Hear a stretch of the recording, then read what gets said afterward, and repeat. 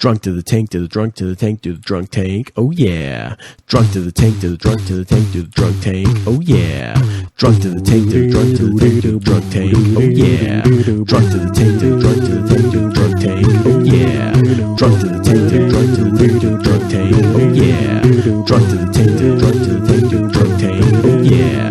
Drunk to the tank, to the drunk, to the tank, to the drunk tank. Oh yeah. Rooster teeth, bitches.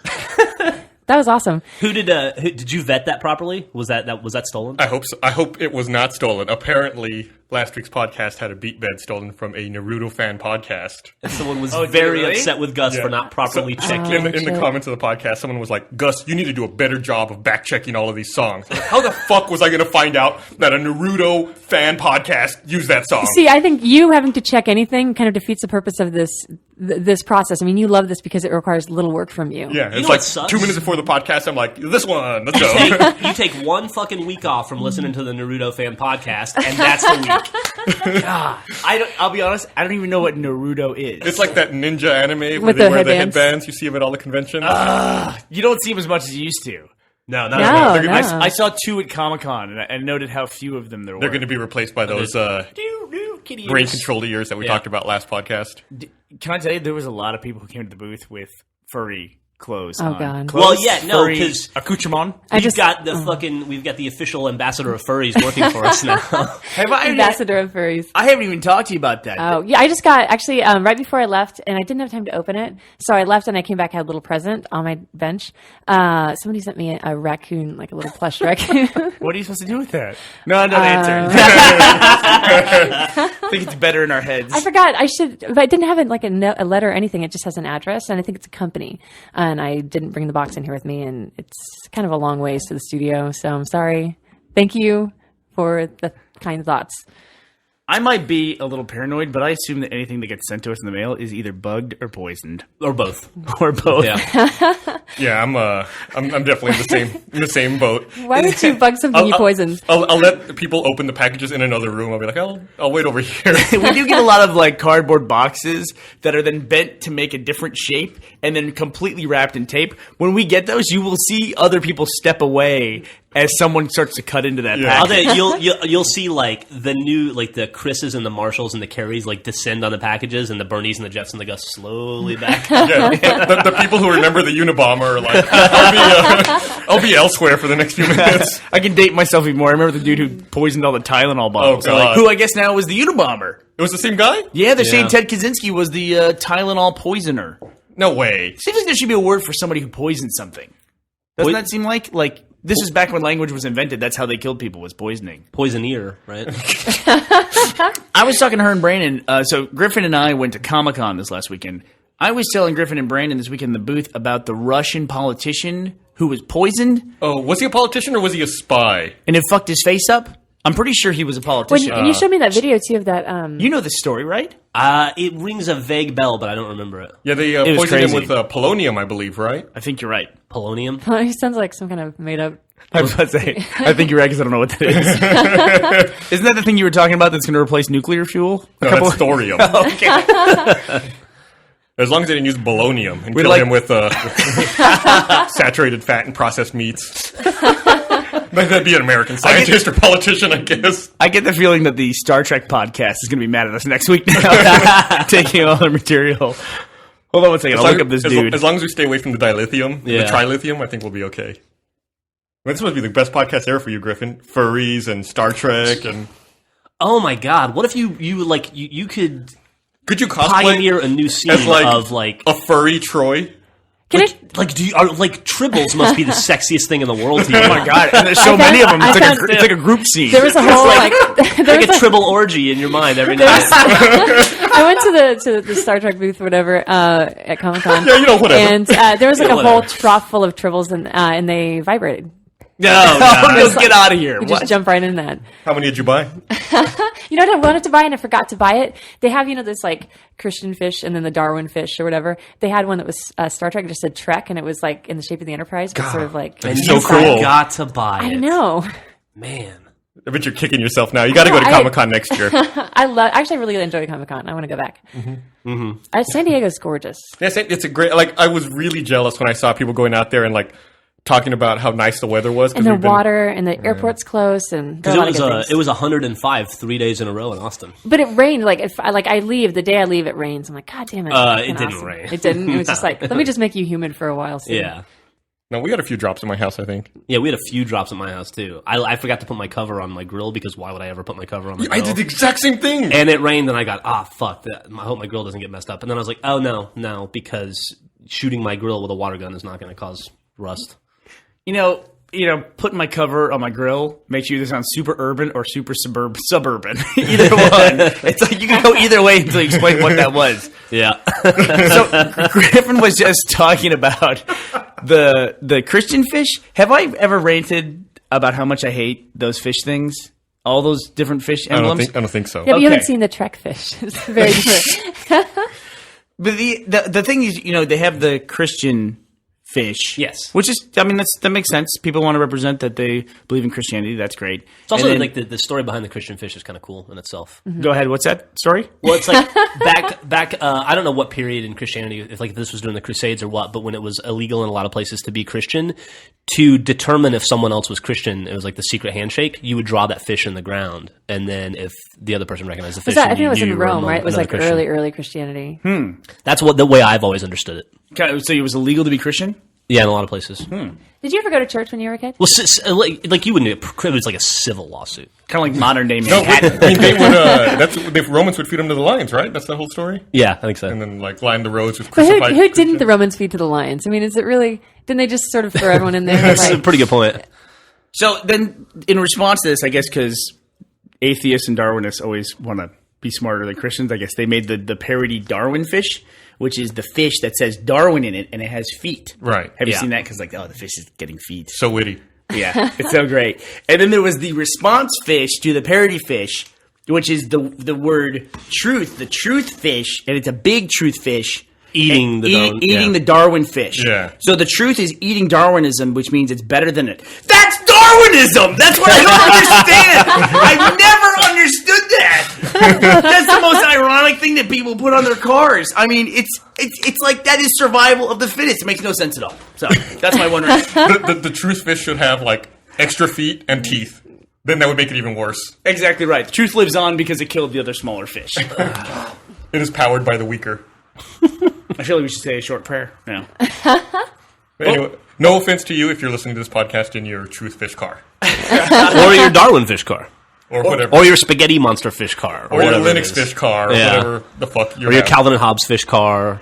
Or Calvin peeing on the fish. They don't have that, do they? They probably That's did. the one thing Calvin has not peed on. that's the one that really bugs me. Not to hate on religion because I don't care. I really don't care, guys. Like I don't care. But the one where Calvin is like kneeling before the cross or whatever, just because that just doesn't fit with the character, and it bugs me because I really liked Calvin and Hobbes. Like he wasn't the like he was irreverent. And that was sort of the point. Actually, it's one of those things too. If you think about it too deeply, what did Calvin do? He just imagined stuff all the time. Yeah. Like everything he dealt with was fake and imaginary. So why would you want to include him in religious iconography at all? Yeah. It doesn't make sense. Or give him have him have an opinion about Chevy or Ford. It's I because mean, he's not just- peeing. That's why. Do you know that Bill Watterson, the guy who created Calvin and Hobbes, Uh-huh. he never licensed it for anything ever. Yeah. Not one thing. So they made the books, and that was it. So if you've ever seen a Calvin and Hobbes piece of merchandise anywhere, it doesn't matter if it's T-shirt, in a mall or wherever. sticker. Was it intentional? Or was it Anything. just? Do you know? Have you ever read something about that? He just didn't prosecute anyone for it. I think he just let him go, right? And he had a really sad comment that he made, and I'm going to paraphrase here, but he was talking about that and how he was driving down the road one day, pulled up behind a car that had one of these Calvin stickers on it, and he just sat there looking at it, and he just shook his head and said, "What have they done to you, my boy? What have they done to you?" And that's such a sad thing to That's say sad. from the creator of that. Yeah. Have you ever seen Bill Watterson? In person? No. Pictures don't- of the guy? Yeah, as a kid, I'm sure. I mean, on the back of the books and stuff, right? I don't think Yeah, he but is I on think there. that's the point. I mean, I think that we sometimes the whole like intellectual property thing gets kind of like overblown a little bit, where people just get to like, "Why you stole that? You stole that? You stole that?" When it's really hard to come up with an original idea, and you don't know really what's stolen or what's not. I'm pretty sure the Calvin and Hobbes stuff is stolen. No, Oh, no, it is. no, obviously, but I think that you don't want to be an asshole, but at the same time, you have to maintain control over how the things that you make come across. And if people are using those images, they Do can. you think he should have spent more time like going after that stuff? He looks like the That's dad. adorable. That's He looks Bill like Watterson. he looks like Urkel mixed with Freddie Mercury. I was just saying, he looks like Yeah. the nerdiest Freddie Mercury. That's exactly what I was going to No, say. he looks like He- the he dad. does in look like Calvin the dad. Hobbes, He with a totally does. mustache. Yeah, he definitely does. Great, Jeff, back me up. Yeah, no. Greatest dad ever. Yeah, the dad. In the dad in Calvin Hobbes. Yeah. Fuck yeah. When he explains to Calvin why black and white That's photos, the best. why black and white photos are black and white. God, I love that discussion. Was that your inspiration for telling your kids you invented the color red? Yes. And I invented the color red, and I chopped down all the trees in the lot by our office. Millie's gotten to the point too where she's just like, every time Jeff says anything to her, she just looks at me. She's like, "Wait, is that okay? No." Like she just looks at me to get any sort of truth out of anything. Yeah, she already doesn't believe anything I say. But that's a good preparation for her future dating life. It's That's like a good preparation for don't- life. Like, don't take everything at face value. You know, anything or nothing. take Don't- nothing at face value. Don't trust the people that you're supposed to trust. Like I don't know. Just question everything. Every single thing in every moment. That won't slow anything down. But yeah, I mean, literally, if you saw a Calvin and Hobbes shirt in a mall, like in a reputable store, it was still a bootleg product. Some no matter fucking So, what so, it asshole was. made it. so the books are pretty much the only thing you can buy that Yeah. would Yeah. get money to Yeah. him. Yeah. He had some kind of a he just didn't want to exploit his art, I guess. I guess he made it. Why let somebody else I guess exploit he your made art? enough, I don't right? know. Yeah. On the other hand, visit roosterteeth.com/store. All your official Rooster Teeth merchandise. Enter in the code Watterson for 10% off. That's not true. Don't do that. Don't make me go make that code. You should make that code and make it add 10% to the to the cost. Just- And we'll send that 10% to Bill. The Bill Watterson Legal Fund. Yeah. Has Bill Watterson done anything since Calvin and Hobbes? I don't think so. That's the thing too. Like you look at J.K. Rowling, right? She's like, I don't think I could. I think I read something where she's like, I'm not going to write anything else because you can't. I mean, after you do something that's so loved for such a long time, how do you jump into something new without just having it be picked apart and not being quite? It's interesting. Well, I mean, that's what all artists face, right? Like, one of my favorite quotes of all time is Joseph Heller, the guy that wrote Catch-22, which is one of the best books ever written, I think. He was in an interview with a journalist like 20 years after he wrote Catch-22, and the journalist said, how do you feel about your career? I mean, it kind of peaked at Catch-22. You haven't written anything as good as Catch-22 since. And Joseph Heller goes, who has? Nice. The guy was like, Excellent counterpoint. excellent counterpoint, yeah. It's always funny too tough. to read about what authors considered their best or favorite series, but then the thing like.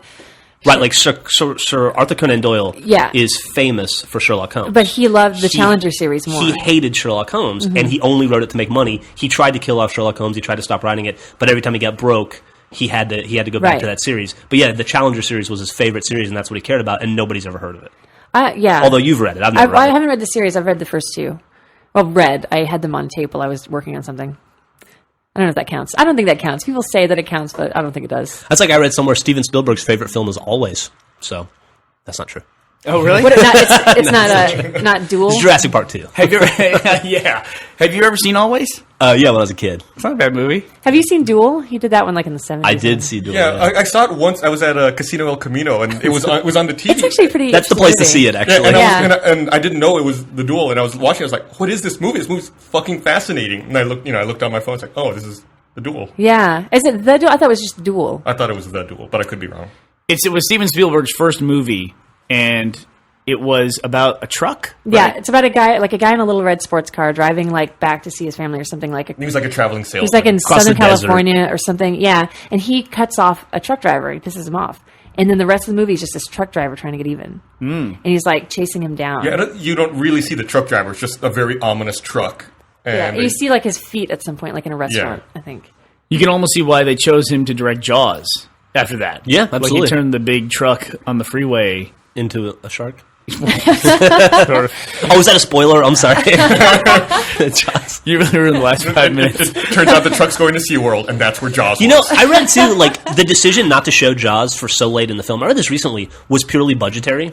They just couldn't, they said- couldn't afford Well, it. yeah, And I but think, The animatronic shark didn't work Yeah, well. the shark didn't work. yeah, and so they eliminated it through a lot of the film. But I think some of the best movies are when they don't show or they don't have enough to show anything until like the very last minute or even Well, sure, nothing because at you all. have to focus on plot and story. Well, and yeah, we talked atmosphere about this and with other The things.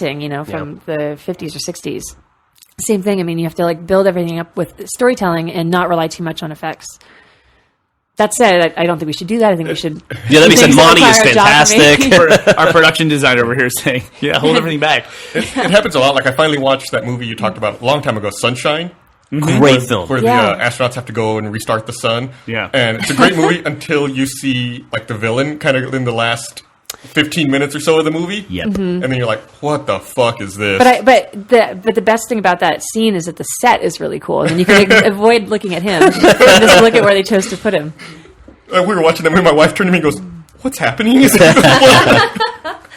My wife had the best reaction of all time to something like that because we drug her out to see a movie that she didn't know anything about. So we take her out to go see From Dusk Till Dawn. So she has no idea that this is a vampire movie. Like, going to see it. I mean, everybody in the theater knew it. So about 1/3 of the way through the movie, when the gangster movie stops and all of a sudden everybody turns into vampires and starts attacking, we're all just watching this going, oh, here are the vampires. You know, Selma Hayek looks hot. All this. My wife puts up with about a minute of it. She goes, what the fuck happened? How come nobody in the audience is reacting to the fact that this movie just changed on a dime?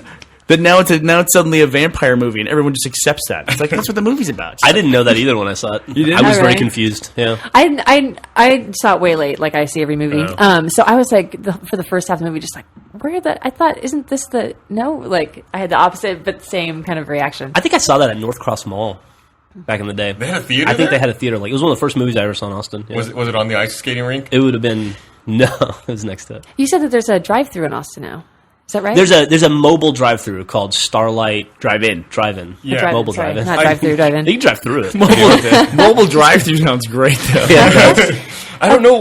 Like I've looked at the map to see where their locations are, but I can't imagine there being Yeah, enough no, space for me a too. drive-in at any of those places. Jeff sent me a link, and I'm like, how did they fit this Like here? one It's of them looks like it's in the parking lot behind Juan in a Million. I and think it's it like, is, what? actually. Yeah, that's. It's not a huge screen. I don't think it's as big as this wall. But or about the we size of also this wall. found there's a drive-in theater, about like maybe 30, 40 an hour north of here. 30, 40 an hour. Or- There's a Something- drive-in something in, north of here. There's a drive-in theater I used to go to all the time when I was in the Army in Gatesville, And it's which is still about an open. hour north of Fort Hood. We should take Millie because that was one of my favorite things as a kid. It's about a 3-hour drive. The last movie I saw at a drive-in was in Colorado. I was up there visiting family, and I saw Chain Reaction, the movie where Keanu Reeves plays the scientist and creates fusion. It's like water becomes power for Yeah, everything. yeah. Morgan Freeman's in that. Morgan Freeman's I also haven't in a seen it, fucking awful but they movie. cast Keanu Reeves as a scientist. Yeah. That's There's possibly only one worse casting. I know what you're gonna say. What is what's her face? Tara Reid Tara in Reid in Alone in the Dark. That's funny that you knew what we were going to say. You put a lab coat on Tara Reid and suddenly it's We supposed saw to work. that fucking movie at Sundance. Was she like an while everybody else archaeologist? was going to Oh, shit. and everybody was going to movies at Sundance, and we didn't have tickets one night or something, so we went to the mall and saw Alone in the Dark. We had to leave. Like we left as We soon as couldn't handle it. we left as soon as they had their like love scene or whatever. And then she like they got out of bed. They had like the obligatory like sex scene with Tara Reid. They got out of bed and she starts like spewing a bunch of like sciencey stuff. And we're like, okay, let's get out. I'm of here. out. Did Yeah. Yui Bowl direct that? Yeah, I think so. And then we had to walk through like Village of the Damned to get back to the car. That was in Utah. That's a Utah joke. No, That is the no. blondest place God, I've ever been in my entire life. When we were at the mall there, I don't remember what day it was, but this was years ago. And there had a line. There was a line at the mall to win. It was some kind of sweepstakes thing where you wait in line and you got your wedding paid for. You got like 10 Yeah. grand for a wedding, and there were like 30 blonde people in this line because they were all getting ready to get married. Yeah, it was a crazy blonde line. It was weird. It was. Like that many people like lining up for this like win a wedding kind of thing. It was just funny. I loved Utah for the grid road system that they had. Yes. Awesome. Go to Lubbock. Lubbock's the same way? Lubbock's the It's exact like same way. You knew exactly how far away stuff was and where it was. There were no based crooked on- lines. Yeah, the address. It's when you show up and everything's flat and there's nothing there. You can design something perfectly. Yeah. It's great. awesome. Everything is 2 right turns away, Yeah. essentially, at the most. But you guys are talking about Tara Reid.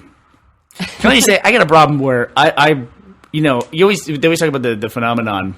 Somebody, by the way, called me out for using the word phenomenon too much on the podcast. But, the whole, like, bad boy thing where girls like rough guys or, you know, guys who are I'm in familiar trouble. with this, You're yes. familiar with that? Yeah. You've lived it.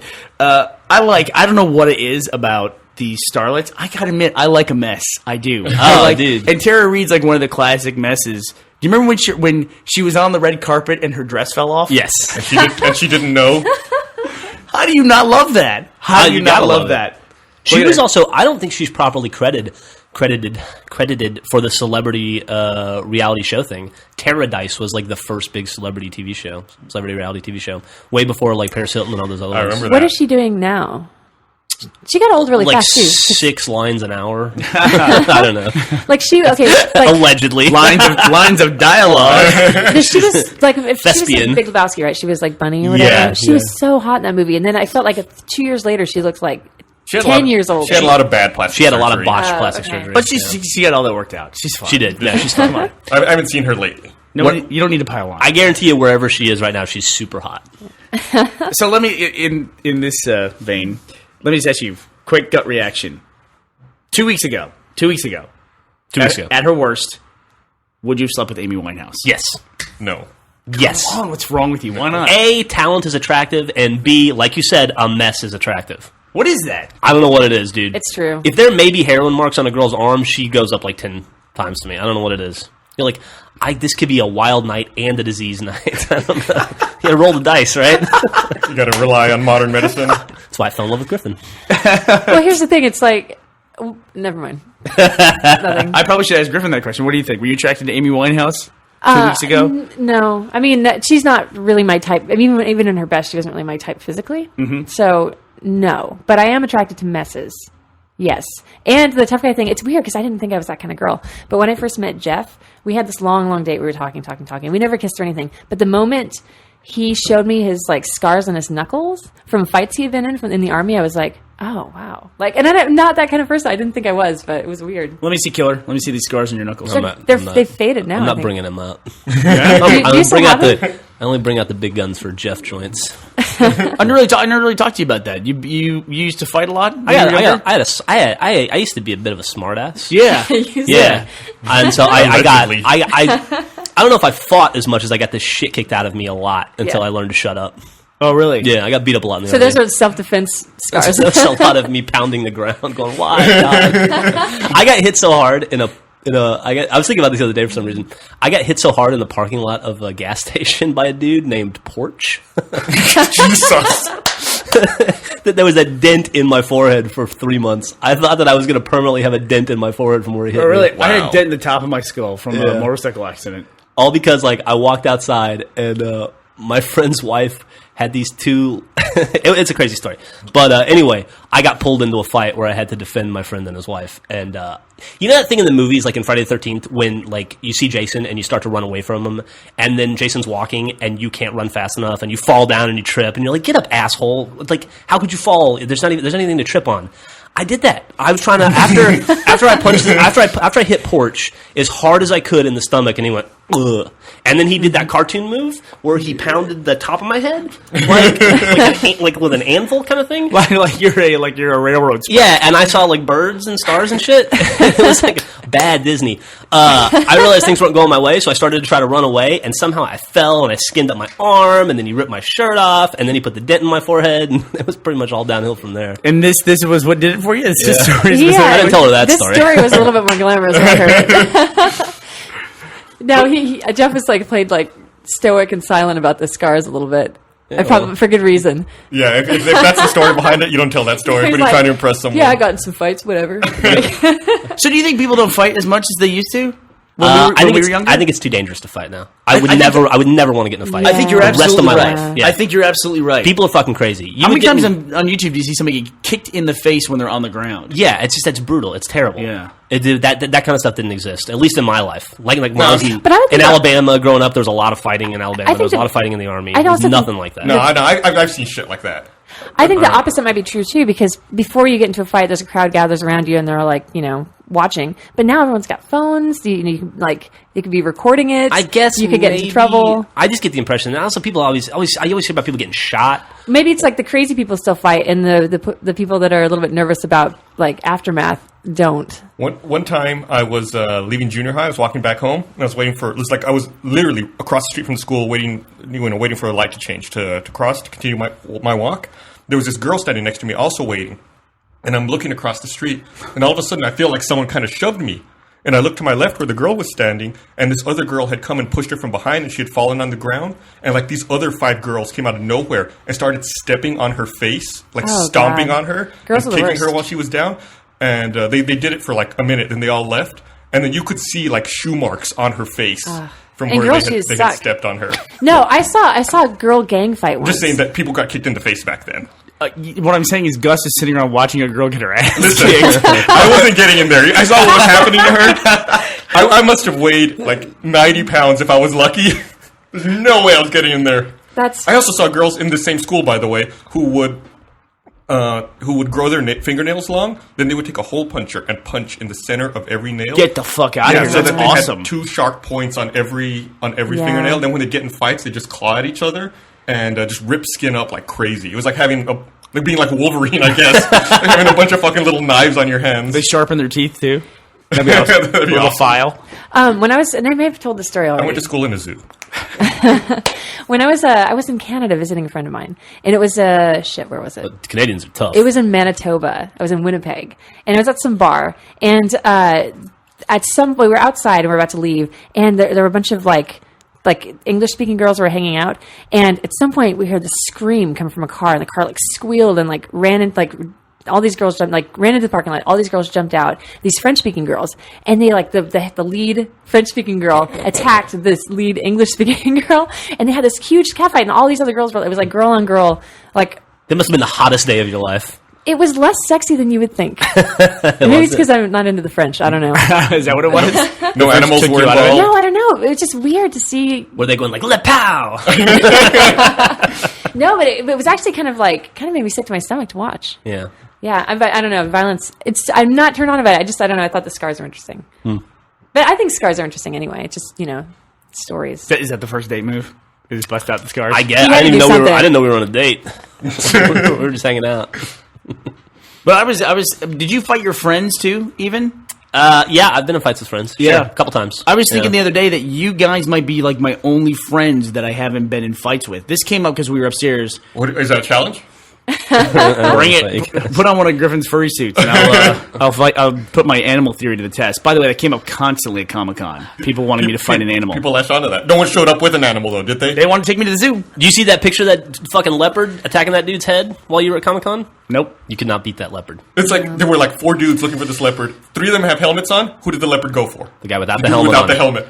The leopard is on the guy's head, like gnawing at it, and everyone else with the helmets just kind of like turned and staring at him, like he's the girl getting stepped on. Is he? Is the leopard doing that house cat move where it grabs you with the front paws and then kicks you It with looked it? like that was going on. It was just one image. It also looked like it was eating his brain. Oh god. It was pretty rough. Where was that? That was like India or Listen, something. I want to right? be. I want to be clear about something. Okay, I want to be clear. I didn't say I could beat any animal. I'm just saying I couldn't be killed by an animal, even like a shark or a bear. I can fight it to the point where it won't kill me. That's what I'm saying. That's all I'm saying. I'm not saying I'm going to choke a bear out. What is the biggest animal you've ever gotten into a fight with? There was a guy in college named Bryce. He was pretty big. Oh wow, that I'm showing Bernie the picture of the leopard eating the dude's head. I think it's the cameraman for whatever they're doing. Everyone else has a helmet. They have like those helmets that you see like in Fallout, like those old bulbous motorcycle helmets. the news report said that the leopard succumbed to injuries while trying to capture it. So, we have a friend that I constantly try to get to fight me. I don't know if you know this or not. Do you know who I'm talking about? No idea. Okay, so every time we're at a party, I try to get Frank to fight me. You don't want to do that. I know that. I know I don't want to do that. You don't wanna do that. Here's the way I pitch it to Frank. I say, Frank, let's go in the front yard. I'm gonna attack you. I'm gonna fight you, and I want to see if you can take me down. Like if I have enough fighting skill against someone who is, what is his training? I don't know. He's been doing stuff for like 20 years. Yeah. He's a 3rd level black belt in Taekwondo and a black belt in Kuk Sul Won, One of and those then is a brown he's belt. a brown belt in some kind of kung fu. He's black belted in 2 different forms and a brown belt in kung fu. He finally got into a fight. Like he finally did, right? A couple of years ago, and destroyed a dude. Yeah. Yeah. And I'll tell you what, the party at your house, Gus, I had him on the edge. I got him mad enough to where he was going to go out in the front yard and fight me. That's one of my last coherent memories that I have. You know what of that drives me night. fucking crazy about that stupid party? I'm gonna keep banging the table. Very, very feisty this morning. He just won't. He won't do it. It's for your own safety. That's what he keeps telling He's me. like an animal. He's been doing this for like 20 years. I know. That's the test of the theory. I want to see if I get one good punch in and knock him out before he can pull his. We have another friend we talk about named Justin, who's a big dude. He's about, I don't know what you think, like 6'2" and like 230, but it's a muscular 230, right? I mean, he's a little soft, but he's a big dude and a tough dude, and I would never fuck with him. And he and Frank lived together for years, and he was always trying to get Frank to box him, Yeah. And Frank was just like, I don't want to do it. And finally, one day, he got Frank to box him, and within a minute, he had a broken nose. But it's a good story. Yeah, I guess. It's funny. What broken nose? What am I? My modeling career is going to be. Breathing. Your breathing overrated. career. Although I also tried to fight Dan when Dan was doing that Israeli. Krav Maga. I wouldn't fight Dan either. He took you to that, right? And it was just a lot of awkward hugging Dan for a long Krav time. Maga just like grabbing genitals and lip I twisting? kicked him in the dick as hard as I could because we were getting an instruction from the dude. And the dude was like, all right, and then you're going to do this move. I go, okay, and I did it as hard as I could, and Dan wasn't ready, and I was just on the ground. And the guy was like, no, you don't fucking, dude, I have to show him how to block first. I was like, I'm sorry, so sorry. You're like an overzealous student. I was. But I was like, okay. You went like twice with him, I and, went and twice. eventually you quit. You're like, didn't expect to be hugging Dan this much, like because it's a was lot of like grappling, right? 90% of it was rolling around on the ground, grabbing genitals.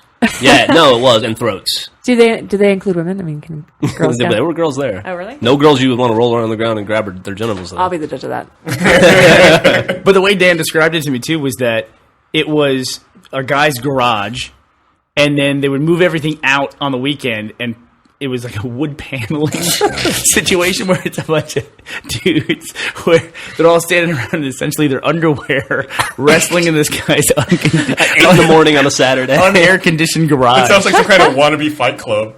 No, it sounds like some kind of wannabe fuck club. And this is what I talked to Dan about. He said, come to the class. And he said, I don't want to go to class. I just want to, let's just fight. Go out because we were in Buda. I said, we go out to the railroad track. Yeah. And we'll just fight. And Dan wouldn't do it. He wanted to clear out the furniture in the living room. You can't roll around on the railroad tracks; it'd be uncomfortable. I wouldn't do it next year. I need a rock to grab or something. But It's not nearly as romantic as the living room yeah, clearing out the furniture, and then you guys come in, and Dan and I are wrestling in the living room. in your underwear. Dan still does that like 3 times a week, by the way, for like I'm gonna guess 4 years straight. He must be awesome at it then. I think he is. Yeah. See, that's yeah. See, I have no training. I feel like that's a discussion we had upstairs. Carrie has sparring gloves. I'm like, Carrie, you're a whatever degree black belt in Taekwondo. Apparently, Tyler has studied Aikido. I was like, let's go, let's fight. And then they get into this whole thing of like, Carrie's like, what? You're a lot bigger than me. You have to change my stance. I'm like, do you pick who you would fight when you are in these defensive martial arts? Like, do they go out and go, no, I'm not going to fight you. I'll fight the guy behind you. You know. So I'm still trying to convince Carrie to spar with me. That's funny though, because Make it a job requirement. There you Yeah, go. it is kind of curious though that the lowest level employee beats the shit out of the highest level employee. That could be a sudden change in the hierarchy around here. Suddenly, Carrie's a main character in RVB. He's on the blue team and the red team. And I just want to be clear, Carrie's not the lowest level employee. yeah, I was going to say you better watch what you say. Carrie, You're gonna- stop crying. That's funny because when I was in high school, we had to take a self-defense class, and they showed us all of these like not flips, but like when somebody would grab you, you could throw them. Like judo. Yeah, but they always required somebody coming up at a really awkward angle and doing something really that no one would ever do in real life. Like if somebody ever approaches me from the side and hugs me from the side around the tops of my shoulders, I'm fucking set. Like I know how to throw that person. You get but it. like that's it. That's all I know how to do. You still remember? Yeah, I know how to do that. Let's film it. Yeah, when you flip. The somebody. only, I gotta do some practicing. It's been years. The only martial arts training you need is, that's my purse, I don't know you. Yeah, right. Turn around and kick him in the dick. That's a great episode. Yeah, it is. Talk about King of the Hill. Yeah, Bobby. Did you see the? Did we talk about? No, we didn't. The Beavis and Butthead. We talked about it in the office. The 4-minute preview of the new Beavis and Butthead show is the first 3 minutes of the Beavis and Butthead show that you remember, where they lick frogs and I am Cornholio. Yeah. all that stuff. It's just as fresh as it was then. You know? But instead of like them commenting on music videos, since MTV doesn't play music videos, they comment on reality shows. And there's a minute and a half, I showed it to you, Yeah, of that's them great. commenting on the Jersey Shore. That's one of the funniest things I've ever seen. It was pretty fucking funny. Yeah, it made up for the rest. So Yeah, I never got into it the first time around. yeah, Really? You won't get into the story You stuff. won't get into this either, but you would like the Jersey Shore stuff. Jersey Shore stuff.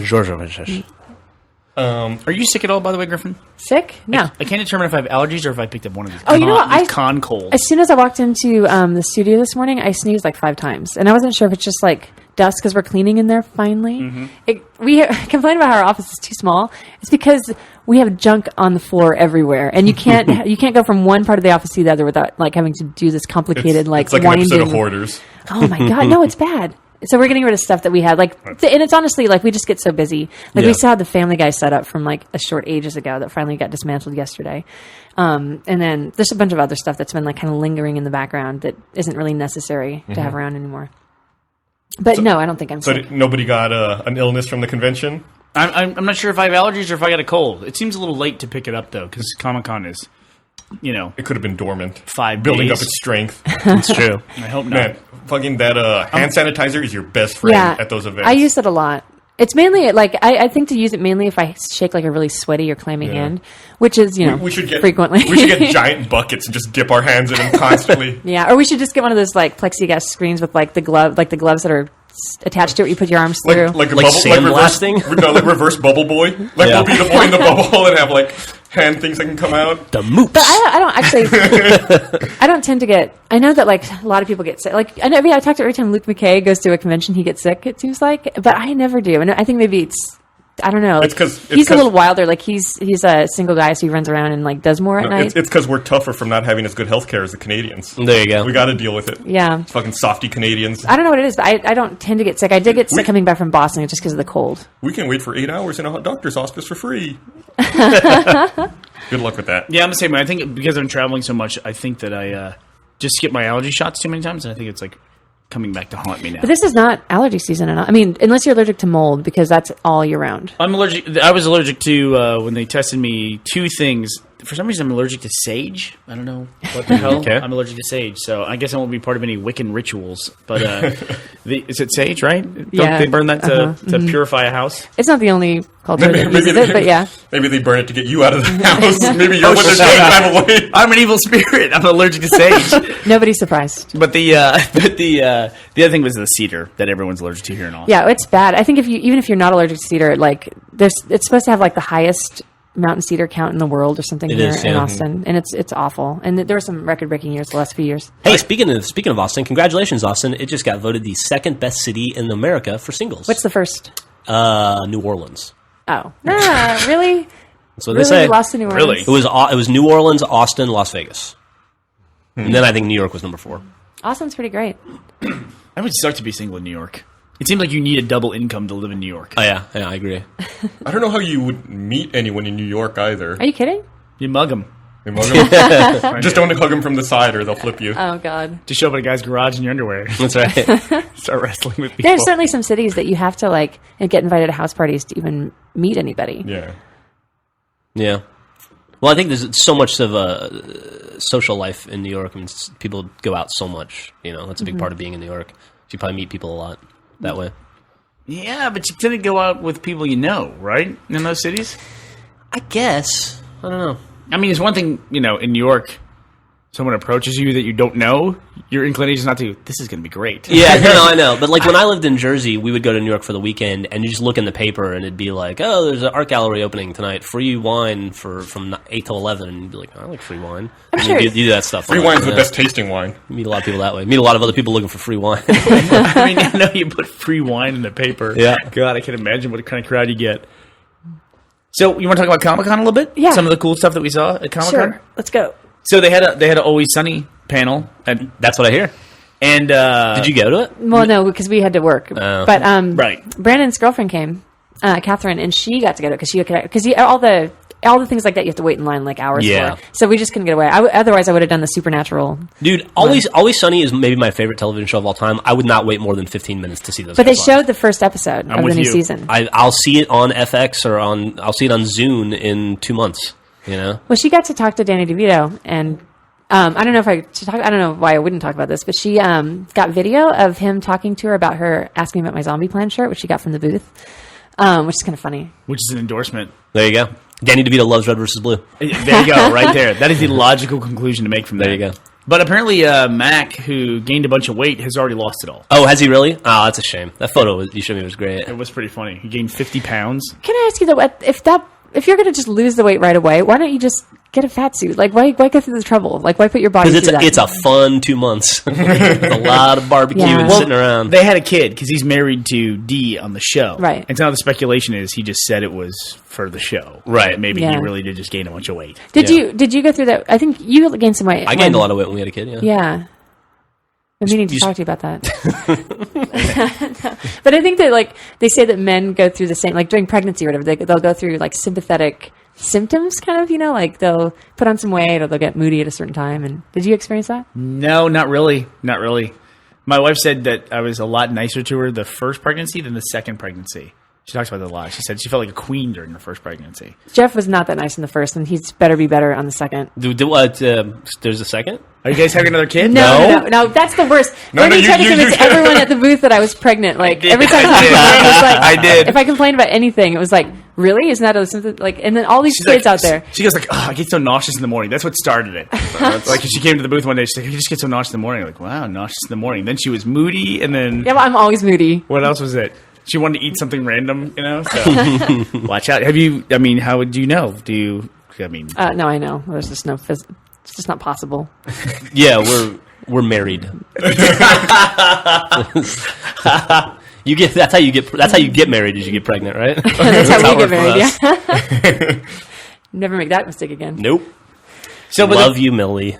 But the booth was a ton of fun. I mean, it was a steady stream of people the entire weekend. Mm-hmm. Sometimes you get those little lulls at the booth where there's just you're waiting for the next person to show up. There was none of that. What was the question of the con? Like, there's always one prevailing question that you get asked over and over again. Well, I was talking about this yesterday with some of the guys upstairs that haven't been to a con, and I said one of the biggest functions of the con for us, besides promotion, is that it's a weird way to poll the audience because they come up and they talk to you about what you're doing. We do so much different stuff now that it's actually really important to us. Sure. And this time around, the big thing that people talked about was literally all the different stuff we're working on. Like they brought that up. They Just said like the wealth of entertainment value that they're receiving for us from free. you said it more poetically than they said it, but they said essentially it was like, how do you guys make all this different stuff all the time? Because even on the reel that we had showing in the booth, we had the Captain America sketch, we had the first 4 action scenes from season 9, we had the Caboose PSA, and then we had something else. I don't know what else the other thing was, but it was that's the main thing they said. Also, the people who listen to Angry Drunk Birds, I think, on there too. Angry Birds, that's what it was. The people who listen to the Drunk Tank are much different than every other person that comes up to our booth. Yes. What's that? How so? Hard to explain. Just older, Yeah. and- yeah. That's like they're A lot of monocles and top hats. No, but I think that Driving my box. The kind of people advertisers would want to appeal to. for the most part, no. But it's weird, and maybe it's just because they know us better as people, just because of the nature of the Drunk Tank. But you're right; they're older, and they tend to be a lot more like. I don't want to be rude to anyone, but socially capable. Or they're just friendlier, I guess, like in like a more conversational. Well, I guess maybe that's just the nature of the Drunk Tank. That might be a though. side Yeah. effect of them knowing more about us. Yeah, and being able to relate on that level instead of just about shows. if you like watch Red versus Blue, then you would relate to the characters, and like if you saw Joel, you'd be like, "Hey, Caboose, let's talk about Caboose." But if you just listen to the Drunk Tank, I guess Yeah, That's true. People will say, "Is Griff here?" right, And then the Drunk Tank guys that come up are like, "Hey, where's Jeff?" yeah. yeah, that's true. And I've noticed actually something I heard, like you were saying, you heard a lot of people talking about just the amount of stuff that we make. A lot of people came up and they were like, "Oh, you make this too," and they were surprised they didn't know what Red vs. Blue was because they had come to the website in a totally different way, which is always interesting to me because that's sort of a new thing. Mm-hmm. Like that other shows are sort of bringing people into the community. Yeah. It's Speaking of the community, do you want to talk about Quit that? hitting the table. Man, God you're damn it. bad. Quit Sorry. fucking hitting the table. I've been trying to be quiet about it entire podcast, 45 minutes. I'm going, don't hit the table, and you keep let's talk. There. So screaming into the microphone is better. Yes, is what you're because saying. it's entertaining. I just want to. Oh yeah, that's entertaining. I want to be I clear. was so entertained He's yelling by at that. Griffin. He's not yelling at me. Can I be honest? I found the entire thing entertaining. Okay. Don't yell too loud. You don't want Jeff to get new scars on his neck. Let me see. I gotta see these scars. Come on, let me see. On my knuckles. I haven't seen them in a while. Maybe did you just draw them on for the date? It's better to have scars on your knuckles than on your face. That was years and years ago. Yeah. Do you have any scars? Either of you? What's that? Do either of you have scars? Yeah, got a ton of I scars. got some scars. Who doesn't have scars? I don't. I have a big. You ever seen this scar on my forehead? Oh, look at that. Bam. That one. I got one here too. I got one under this eyebrow. That You're one- fucked up. That one sucked. We're having a Jaws moment here. Scar right there.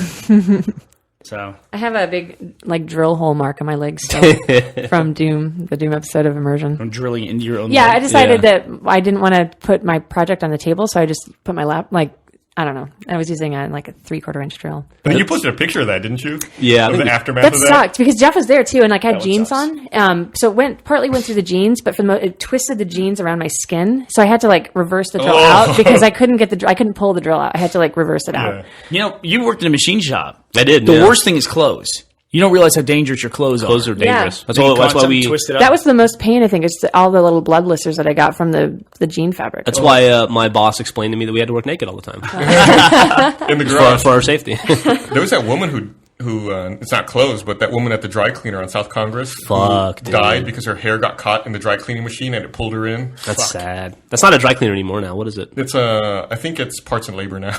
Yeah, I think it is. It's like a boutique. Yeah. I thought it was the place that turned into Home Slice too. Or it's Home Slice 2. You're right. It's Home Slice 2. No, that wasn't where she died. She died at the old Ace one, which was I think it's Stag further now, isn't north it? of there. Oh, is it Stag? I feel like I it's think Stag. it is too. I couldn't. Yeah, I it's- couldn't remember the name of the It's place. right between both home slices. That used to be a dry cleaner, but that's not the one. Oh. It's down across from Blackmail, like in Doc's garage over there. Sure. It's where Parts and Labor is now. All right, I guess I just heard it was the wrong one.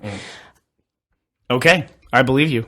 Didn't someone, on a totally unrelated note to the lady tragic dying? woman Tragic dying, death. didn't someone propose at our booth at Comic-Con? Going Yeah. back to the Comic-Con topic. That was pretty cool. So there was a death of dating at Comic Con. Death of youth and freedom. You know Yeah. what? Jeff, we talked. It was a very nice moment, and it was amazing the amount of people who came up afterwards and were like so bitter about it. Oh my god, it was amazing! Like was- the reaction that other people's happiness causes on other people. Oh, really? Now there's Wait, awesome, you're man. serious? Like people were bitter? Kind of, yeah. Yeah, you were there, and you had a conversation with the dude. But so Matt and Grace, this couple that's been on the website. I don't know how long they've been on the website. Matt is apparently colorblind because he dressed up as Tucker and painted him like Church. But he had this. Oh, so they were dressed in full armor, and they were dressed as Tucker and Sister. Okay. And the armor looked great. Spartan And- 5? Yeah. Okay. I want to say yeah. Mark, no, it's Mark 6. Mark It's 6? Halo 3. Okay. So, and then he had a fully lit up energy sword. Yeah. Oh, Which is nice. cool. Yeah. I have no idea how it was powered. But anyway, so. But he was light blue, and the armor was actually really good. I thought that they both looked really great. So they'd been by the booth a few times in armor, and then he had come up and talked. He had sent emails to Gus, Yeah. leading up to it, and then he kind of coordinated with me after that. And then already shows he's a smart dude. He coordinates with the one female in the booth. There you go. That can help handle it. So he came back early and set up speakers, and he had this whole plan and had a routine. And then he was going to involve us, and I told him, "Don't rely on us to remember lines or anything. Just you guys, we'll be there and be supportive, but I don't want to mess this up for you." He's Yeah. like, "Yeah, good point." So he came back later, and they did this sort of cosplay routine in front of the booth, and she thought that that's all they were doing. She wasn't in on it. And then at some point, he pulls off his helmet, gets down on one knee, and pulls out this ring, which is ridiculous. I mean, you should have seen it. It was ridiculous.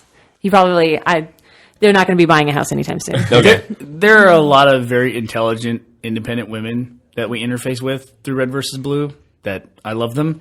You would not believe how quickly all that veneer drops when an enormous diamond ring. Yeah.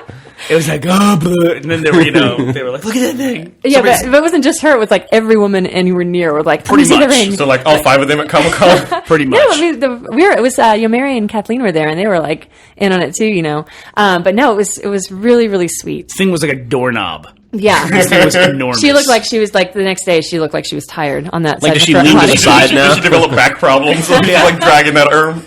She and her instinct. You can probably see they're putting a video on Waypoint, aren't they? Yeah, because they were filming it. Was 343? Yeah, but we have to. The sound. I mean, it was so loud, so you couldn't really hear the because the speakers only went so high. So I think he sent us the sound file. We're going to send it to them just so we can actually hear the cosplay routine with it. But no, it was really sweet. But then afterward, go ahead. No, I was going to say, well, they did the whole sketch and they acted out a scene between Tucker and Sister, right? So they played the sound file and then they had bobbed their heads and moved around. They had like little pantomime. What was action. the scene? Was it the female It ejaculation was pretty scene? vulgar. It was totally Ping pong ball scene? It was totally inappropriate. I mean, sister, right? Yeah. I mean, she's Yeah. our most vulgar character. There was a lot of pelvic thrusting. I'm like, is this really? This is. Was it when she This is was what I it when remember she for the rest fell of in the your life. ice and came out pregnant? It was when literally one of the lines was she said, "Well, who wants to be the girl who's known for having 6 abortions or whatever?" You know, it was definitely a racier part of the series.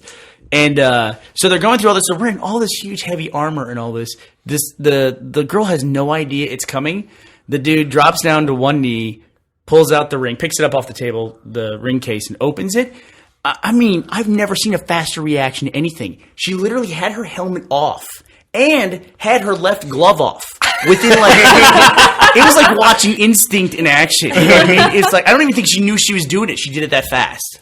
Like it almost seemed like she was in on it because of how quickly she reacts. You know, it's so funny because we were. I think Caleb and I were in the elevator, and we were talking to some girl randomly, and she was like, "Oh yeah, my friends just got proposed to at your booth." I'm like, "Oh, you're friends with them?" And she was like, "Yeah. We all came together as a group. We've been like, there's a group of 5 of us staying in this hotel room, which now this is getting kind of awkward." Like, she's like, "I guess I'm gonna have to find another place to sleep tonight. I don't really know what to do." It's just sort of funny.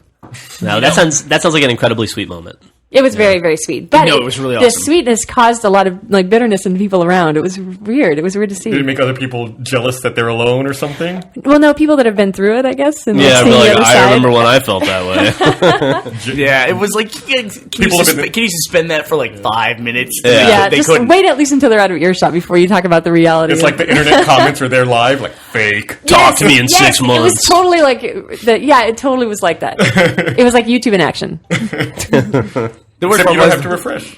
I did violate a bit of a guy code too because the guy said that to me. You know, he's like a married guy there because Griffin and I were in the booth and this guy makes this comment to me and I was like, "Shut up, dude!" I was just like this 45-year-old guy with his kid's right there with him, too. Talking about like How much he kids regretted ruining his everything. life. Yeah, kind of. It was weird. Yeah. He was kidding, but in the way that I don't know. It was like walking that line a little bit too far to the bitter side. Well, you know, I needed. We were working pretty hard, and I'd been like traveling around the country, you know, all earlier in the week, dealing with some family stuff. So I was like, get some, you know, can a little bit of happiness, can a little ray of Yeah. sunshine before you fucking dark cloud come in and be an asshole. Hey, speaking of bitter, have you seen the latest episode of Louis? Where he goes to see his great aunt? Oh man. I Watch haven't. Before we get too far away, can I say one thing Sure, which is yeah. going to make you so happy? Okay. So Allison Stroll, who's, you know, she's one of our main points of contact over at 343. Fabulous lady. Got me to like sushi.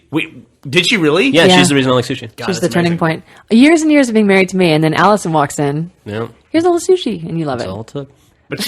But I gave her a text and I said, "Hey, there's going to be this wedding proposal at our booth at 4:00," and she was like, "I mean, she was there in like 12 seconds. Yeah. The camera crew and all that stuff, gonna film it." And one of the guys that was helping her film it was David Ellis, and so we had a great time with him this weekend. We went out. David's also a great guy. Yeah. Yeah. So when I had them all in the room, including Frank O'Connor, because I was on the official Halo panel at Comic-Con. That was interesting too. I had them all in one room. Okay, we're having dinner, and I said, I want everyone's permission that we can get David Ellis. That we can bring. We just heard sex moaning sounds. What was Yeah, that? I I don't know. What is going on? It's probably. I know who it is. It's probably Jen Brown, the Oh, actress who right, plays right. Carolina. She's crazy. Is she having a sexy scene this week? No, she doesn't. No. Outtakes. She's probably just yelling at the top of her lungs. She tends to do that sometimes. She's got Auditioning for a new part. a lot of energy. Yeah, she probably wants to audition for Sister. Anyway, so I got permission from all of those people on record that David Ellis can come on our podcast and talk about some of his stories. That dude's a master storyteller. Dude, he had some crazy stories. Have we talked about his stories I'm not gonna- ambiguously? I'm asking if we have. But you told me a story of his, and I didn't realize that was the same guy. Until And last night when it's strange to put the two and two, the story and him together, because he just seems really like that would never happen to him. Let me put it this way. Jeff could never take David along on one of his first dates because Jeff would be like, "See this little scar here on the hip?" And David would be like, "Check this out." So Here's the exit wound. Fuck it, we'll go up there to get him to tell the story. We'll take the recording setup to him. That guy's got some stories. So this is a coming preview that hopefully David Ellis, next time he's down in town, he will be on the Drunk Tank podcast. That would be fantastic. That'd be awesome. We're supposed to go do karaoke with those guys. I think you thought we had avoided that. Yes. Stay of we execution. institution. So they're going to come and we're going to go to the highball and we're going to do some karaoke. That's awesome. There's some, if you want something a little more low rent, there's some great Korean karaoke places up on North Lamar. No. Where you take your own booze and they just like come by and bring you mixers. I've been to that, but the problem is the songbook or whatever. Like, Yeah. they don't put it in order of artists, they put it in order of songs. So you have to remember the song title, And which is really hard to do. And the remote's entirely in Korean. It's and tough, the on-screen yeah. setup. So you really have to like It's impossible. try to figure it out and work at it. So it's like a gray market karaoke booth, right? Is that what it sounds like? Yeah. You ever buy anything gray market like that? I don't think so. I bought something. I can't remember what it was, though.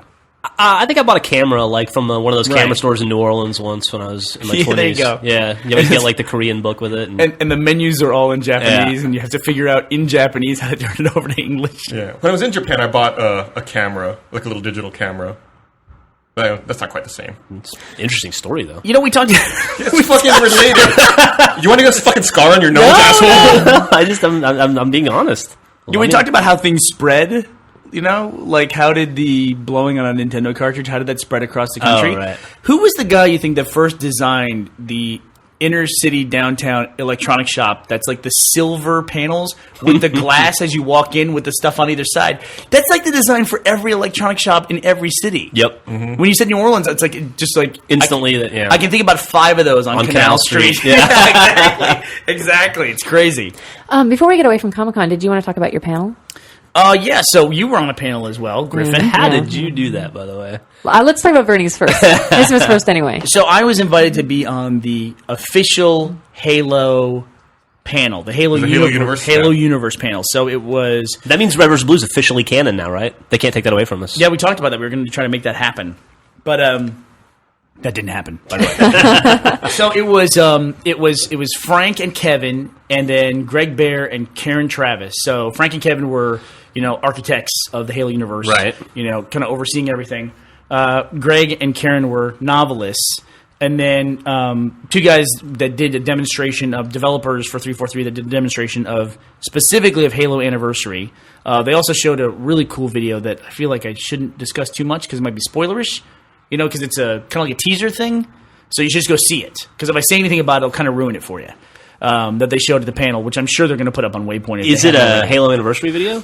I don't want to No? say too much about Okay. it. So you should probably go see it. They did put out a video last week that showed the ability to switch between classic and current mode. That was the demonstration they showed for Anniversary. God, yeah. that is fucking cool, man. Right. It is really, really cool. Did you see when they go in the water and they switch from what it is in Halo Anniversary, you can switch back to the old engine and see the game as it was in the original graphics. Instantly, like on the fly by hitting a button. Just to compare the two? Yeah. That's awesome. It's on, and I think they showed the level Pillar of Autumn.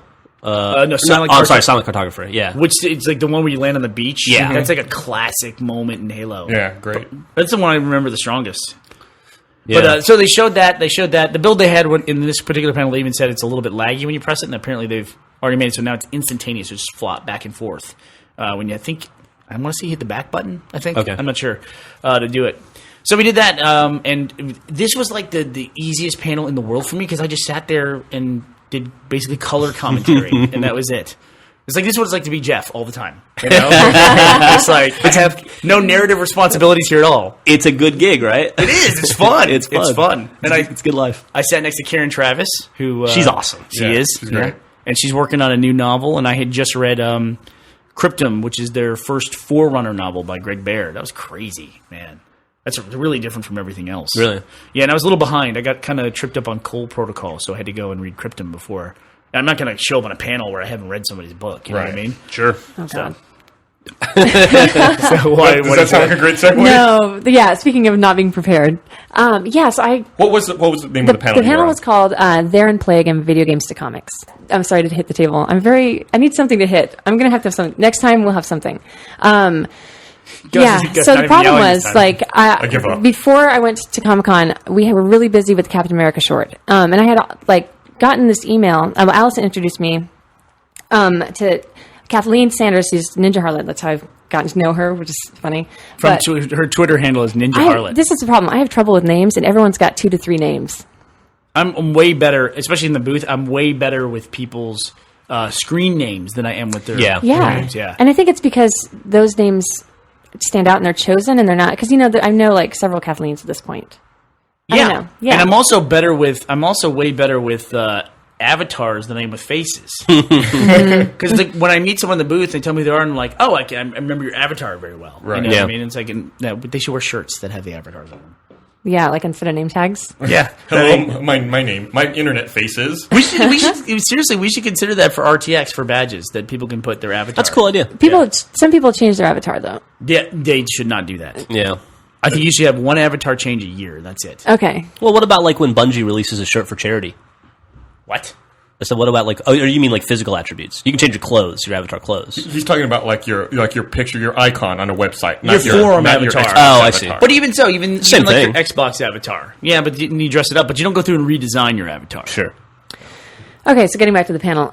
So I was planning on so Kathleen sent me this email because I asked her, well, I don't really know what you want me to do, and I haven't really done a panel outside of Rooster Teeth, where I'm just sort of in the background and as needed I'm called on, and you guys take the pressure off and you're funny, and I don't really have there's not a lot of pressure there, and if anything, I'm just going to talk about what I know about. So this is the first time doing a panel that wasn't related to that. And she sent me like kind of the description of it, and I didn't really know how I fit into it, so I asked her for a better description, so it was more and more like questions that might come up and everything. And I'm like, wow, this kind of looks over my head. I'm not sure if I fit into this, but I'm gonna do it because it would be stupid not to do it. So I was planning on like studying a little bit, or like, at least kind of preparing a little bit, but I just didn't have the opportunity to do Right. that. Like I was Captain working, America wouldn't let you. Yeah, I was working like nights, working weekends, and then I had to run out the door and then get on a plane essentially. So then I thought, well, I'm going to study at Comic-Con, of course, and I'm at Comic-Con, good and there's luck no, with that, yeah. no chance. Even in the nights, we had responsibilities, and then the night before we went out to the Microsoft party, and so the day of the panel, I'm unprepared, hungover, and already feeling like I may not be a perfect fit for You this. just described every panel we've been on. Yeah, well, you guys can handle it better than I can, I think. So I was very nervous, and I asked Frank. I was like, "Listen, I'm kind of nervous about this. Any kind of suggestions for the panel?" And he was like, "It's my one suggestion: a shot of tequila and a beer." And at this point, it's like 11 a.m. I'm like, "Well, it's not going to happen." It was a very good experience. I'm very glad that I did it, but it was kind of excruciating and nerve-wracking. But I didn't throw up, and I don't think I embarrassed myself. I may not have. I didn't shine. What kind of questions were there? What kind of question were you asked? Did you have to answer specifically? Well, they were talking about video games mostly, and then they got into talking about comics and just how like these sort of like things on the periphery kind of add to the canon or like take away or whatever, like having to deal with working collaboratively with writers and that sort of thing. But I don't know. RT Comics is sort of something else entirely. Like it talks about video games, but it's not like exactly in the world of a video game. I don't know. So it was kind of like a weird fit anyway. It's more commentary on the And material. I also think that she probably thought I put more thinking into, like, I don't know, but it's different because it's not like a narrative at all. Like, it's just sort of random. And I don't know. I did my best. All right. Well, congratulations. Thanks. Is it inappropriate to talk about stuff about other people if they put it on Twitter? No. That's public, right? That's public. Yeah, so she, Kathleen, the girl who, I really like her a lot. We met her at Fantastic Fest. Fantastic Fest, which Yeah. is like a festival that's run by Alamo. Alamo, thank you. And so we were part of this Fantastic Arcade thing, and that's where we met her. Went to Chewy's, right? Yeah. And so I always really liked her. Like she's like super sarcastic and Feisty. really funny, feisty. Yeah. Sounds a little pejorative, say feisty. I don't know why. But I'm gonna go with sarcastic and funny. Anyway, so she was talking about on Twitter today. Like apparently she has. I want to know more about the story, and I was hoping she'd go to dinner with us because I wanted to find out about it. She was posting about some ex that she has that was getting married that day, and she was like in a panic on Twitter over her ex getting married. Really? Really? Yeah, like the one that got away or something like that. That's an interesting thing to me, especially in this, like, in entertainment. We have, like, these accounts, and, like, Twitter, I think, like, I don't treat it like a professional account at all, even though it kind of is, because everyone's there, like, and people that we work with or just even, interact with can read it. But it's also very personal in a lot of ways. I don't know, it's kind of an interesting thing. It's like, I think that, especially if you are able to work in entertainment, your personal life can be part of your professional life, just as far as saying funny things. It's just a weird thing. It's like finding that line, because I keep Facebook pretty much just for personal stuff. I like when people put stuff out there, like really super honest stuff out there, though. I just like that. No, I like it too. It's just interesting how, in some ways I tell people, be careful what you put out there because, it's going to affect jobs or whatever. But at the same time, I don't follow that advice at all. No. Yeah, you don't. So she talked about not being able to prepare the night before these panels. I had already read the book beforehand, but there's another reason for that, is that she set up a meeting with Faith, one of the Frag Dolls. Sure. What is Faith's Frag Doll name? Phoenix. Phoenix. Thank you. So I thought, okay, we're gonna go to dinner with Faith, and like I'm getting off the plane, and in your head you do that thing of like all the time that you have, and it's like, oh, we'll just go to eat, and that'll take like an hour or whatever. This is the first time I've ever met Faith in person. There's no hour. That doesn't exist. She's nuts, dude. She's crazy. She's like this. Very energetic. Yeah. What's the thing in Men in Black when they let it loose and it bounces around the room and they have to get the glove to get it back? It's just like, I was like, what happened? What happened? It's like we went to this Microsoft party, then didn't we go to IGN party? We were planning to, Oh, but I that's think right. we were worn out at that point. And you were getting a little wasted. You were getting not wasted. Me? No, wasted's too strong a word. But you were getting a little bit drunk.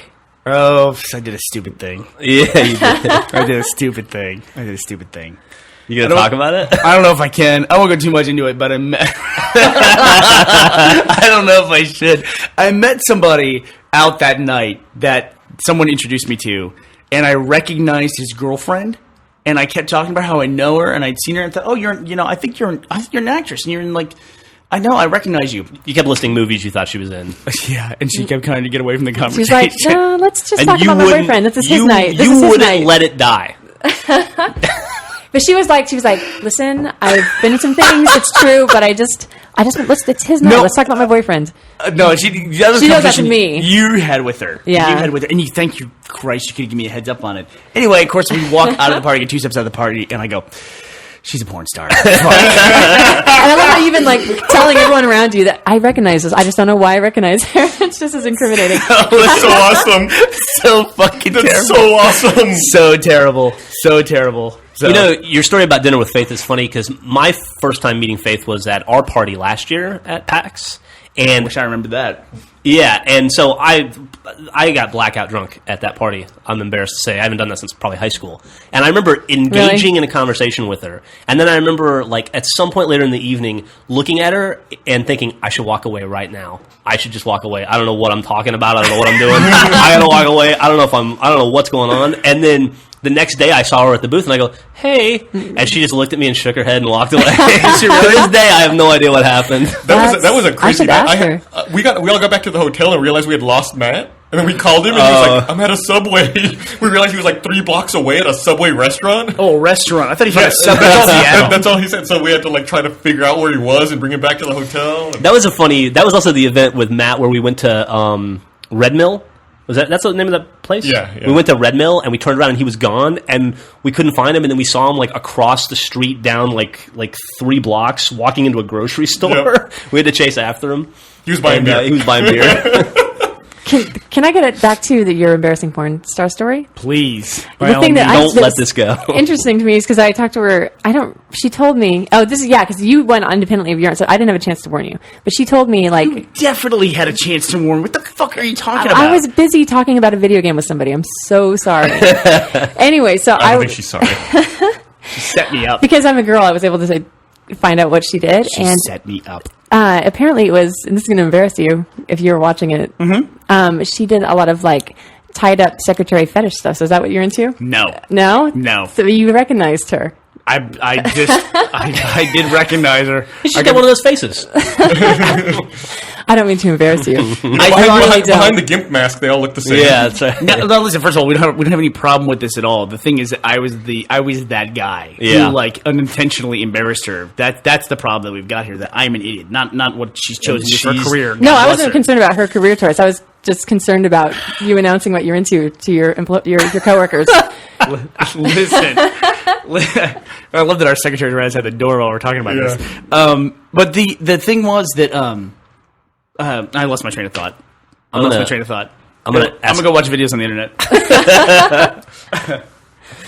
Oh, good times. Hey, so it's No, I just want to say about this. I tell you what it was. It was going to be something endearing that would get me out of this. There's nothing wrong with being a porn star, you're going to say. You have no problem with her chosen career. You were just embarrassed that you were... No, what I was going to say was it was actually clear like that was what she was in. I mean, just look at she's outrageously sexy, right? Sure.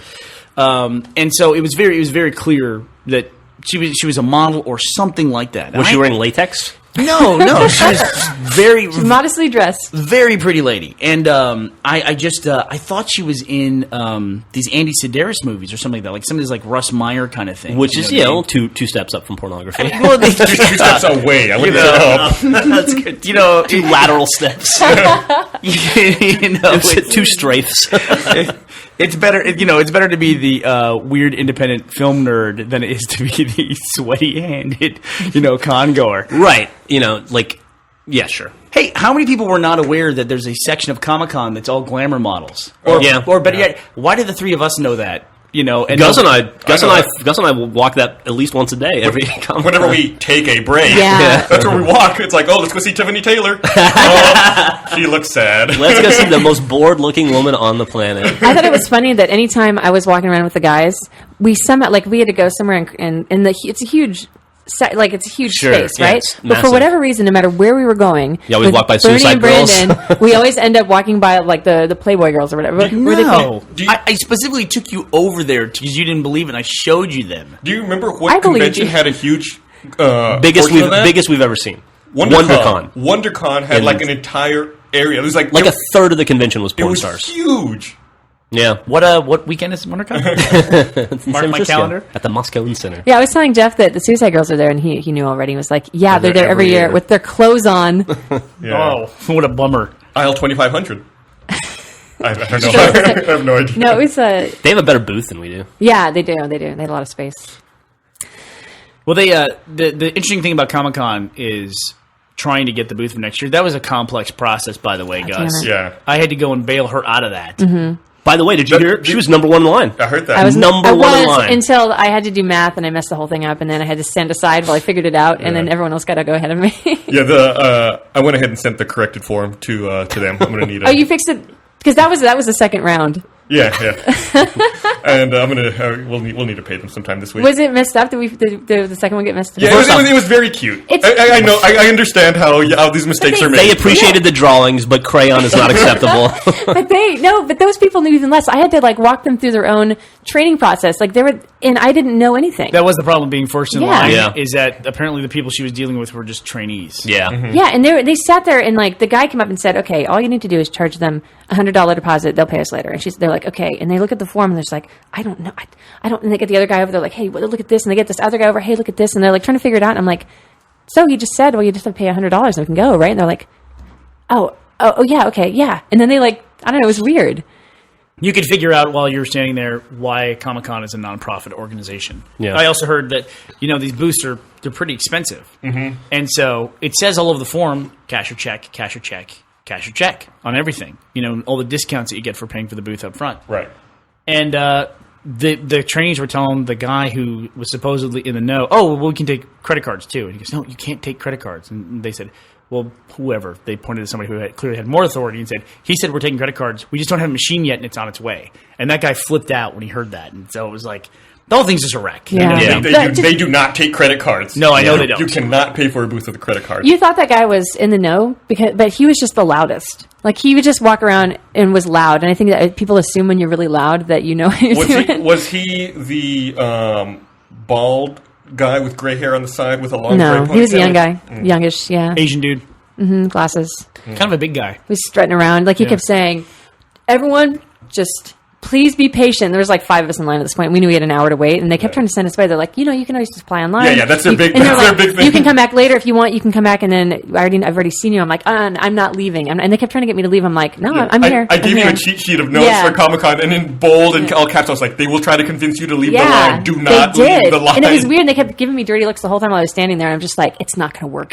I'm here. It's funny. It's like you can either wait an hour ahead of time to get your space in line, or you can wait 3 hours later in the line trying to get through it. It almost drug everyone out of the booth because I was down. I was at the booth. She texts me and says, "Do you know how to fill out this form?" I go down there to help her fill out the form. Then I have to text Brandon because we might have to bring money from the booth to help pay for it. They never have asked for a deposit before, by the way. Sorry about that. Not at all. Oh, no, it didn't matter. Right. Okay. Luckily, we're rolling in it. So she's first in line. I texted him and said, "You've trained her well. She's first in line." And Gus said, "I've never gotten higher than third in line." It's true. You said you'd never tell her? I know. Don't worry. I won't tell her that. You can't trust anyone in this company. No, but then while we're standing there at the front of the line, I mean, I'm thinking I'm not going anywhere now. I'm going to bask in this while first in line for something at Comic-Con. So there's this long row of counters, right? And we're just waiting for it to open, and there's a handler down at the other end because it's one of these snaking lines, Right. And he's down there like this. He's down there like this. Just waving. Waving at you? Waving like this. So I Griffin, I'm like, hey, the guy's waving. So we walk all the way down there to the guy, and we're like, like opening the first counter, and he goes, looks at us like this, and we're like, what? And he goes, no, I was just waving. No, you didn't get there early enough. I've been talking to that guy for about welding for like a half an hour. Oh, okay. And then There we go. he was a fan of the show, so he was probably like, "Oh, hey, it's Bernie," and then Oh, he that's waved at fucked you. up. Yeah, Let's do that. funny. Walk over. Oh, was he a fan? Because I gave him a bunch of shit too. yeah, he'll be fine. guy. He'll be fine. He was actually Maybe pretty cool. he should be a fan of doing his job well. He was. I like the guy, and he's on the site, so shut the fuck up. No, he knows I'm talking to him. So what's next on the agenda as far as events? You guys have we have PAX Prime, and Fan Expo PAX Prime and Fan Expo the in same weekend. Toronto. Okay. So PAX Prime also includes Halo Fest, Fest, which yes. we're doing a ton of stuff for Halo Fest, which is going on during PAX Prime. One of the big things, that takes place before all of this is that we're going to be judging a machinima contest that is taking place during PAX Prime, but the entries had to be created and turned in before that. And it's because the judging takes place at PAX Prime. Right. And one of the prizes as part of the machinima contest is a walk-on roll in Red vs. Blue, Season 10. So There you go. You should go check it out. Go to probably on Halo Waypoint. I'll look it up. We'll have a link, yeah. Yeah.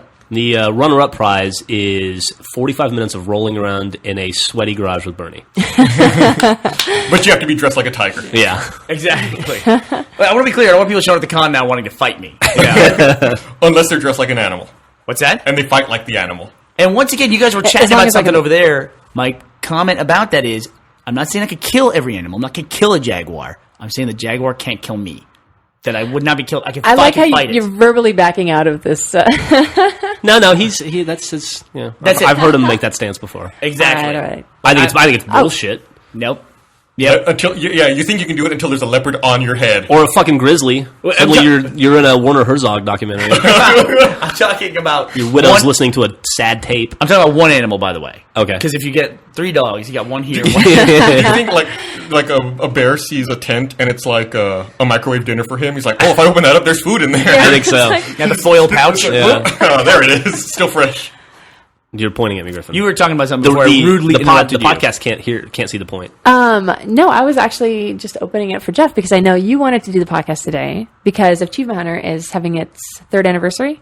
Oh yeah, 3rd anniversary tomorrow. Woo! Tomorrow, There you go. 3 years. Congratulations. There you go. Woo. Now we're doing a whole week of events. We're doing like live streaming and like nightly play dates. We played Bad Company 2 last night, and tonight we played Left 4 Dead 2, and tomorrow night is Burnout Paradise, and Friday's Halo Reach, and Saturday's Gears of War 2. So if you're interested in all that stuff, just go to achievementhunter.com and you can look at the play dates and all the information. You sound very excited about this. I'm not good at self-promoting. It's true. He's not. not. He's a very humble guy.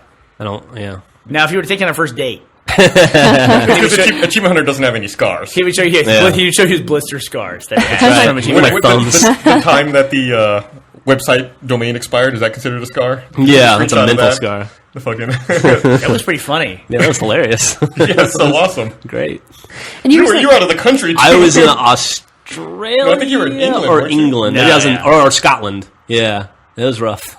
have you? It was Scotland. I don't know if you've talked about it on the podcast already, but if you talked about your new Fails channel, Game Fails? yeah. I don't know if we mentioned it last week or not, but yeah, we started a new channel on. Well, it's on YouTube right now, youtube.com/GameFails, but it's going to be on the site this week as well. Oh, cool. Yeah, and it's just like we've got like 85,000 fail submissions for Halo Reach that we can't get through. So, but they're all very funny. So we've started like just putting up like 30-second videos. Game fails will show a fail from any game. Oh yeah, we've Yeah. got tons of games up. Like I've been putting up fails from Call of War as the cartel all week. You said you That had I've captured. LA Noire ones up there too, right? Yeah, some LA Noire ones and just a bunch of games. A lot of Halo 3 ones actually. Pretty cool.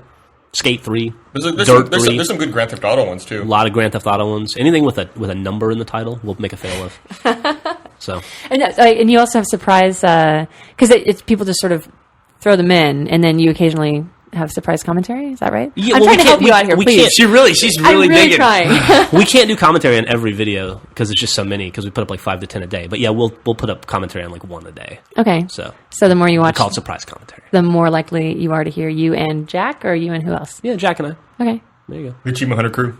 Yeah. Yeah. Yep. Is there anything else that you would like Jeff to talk about, Griffin? No, I'm sorry. I appreciate it. I appreciate it. You know what sucks? I wish you weren't going out of town this week because I was gonna make you brisket Friday.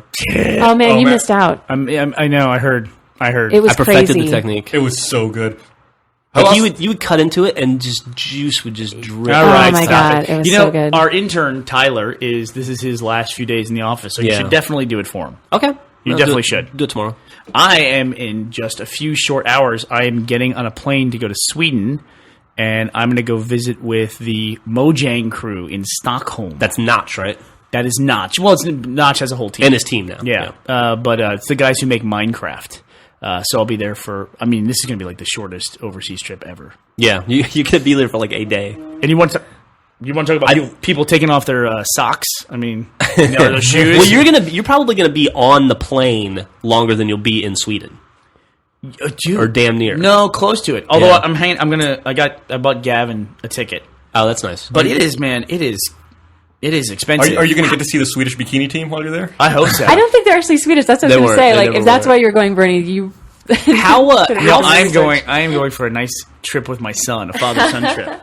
where he's gonna learn about bikinis? Because he is the greatest Minecraft fan in the world. How so. far? Like how far is it from London to Sweden on a plane? Like how long is that? From flight? London to Sweden? I'll tell you exactly how far it is. $800.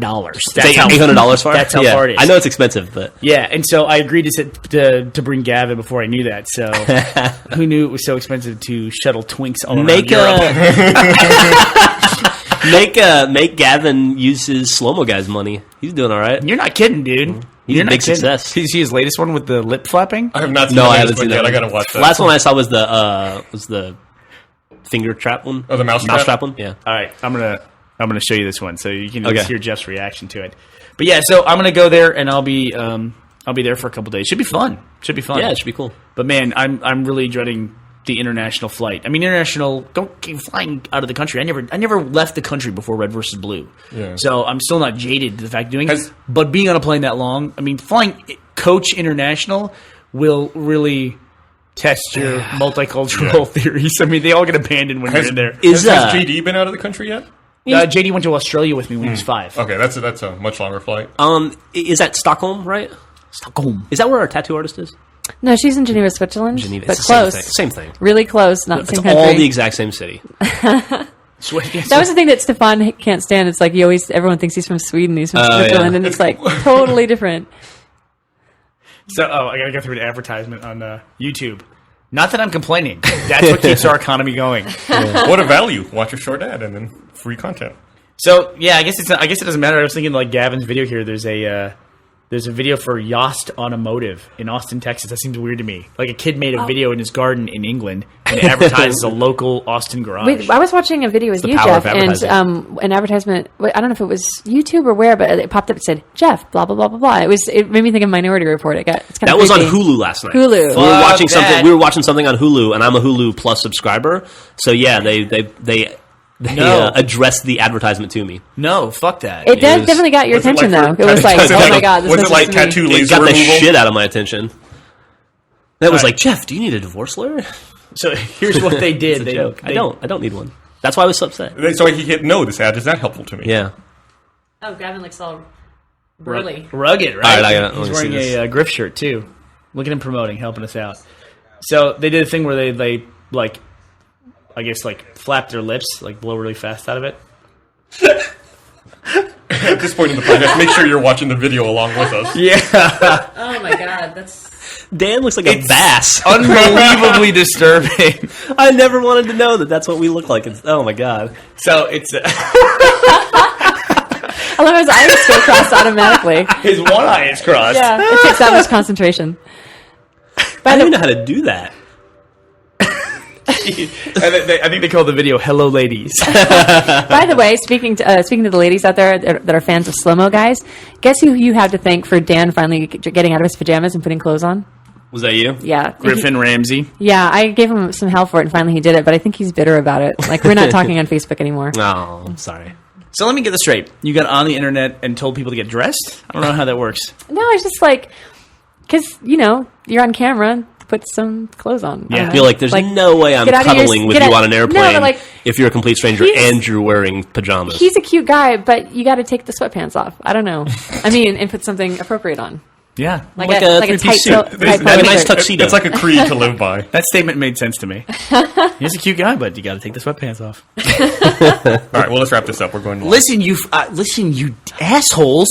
I said, don't let me forget to talk about one thing on the podcast. Okay. And you, 3 of you forgot to remind me. I didn't forget. I wasn't ready for the podcast to be over yet. Yeah. You know guys he's are gonna just end eager it. to get out. He always tries to end it. Okay.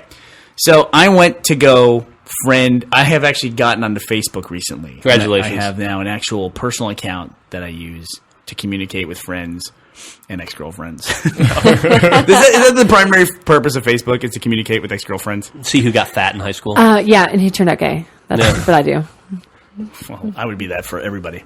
But so I got on Facebook and I've been like just using it to communicate with people I know. Like I have another page where just accept everything, but then I have my other one. I think I have like 23 friends, that I accept. So it's people that I actually communicate with on a regular basis.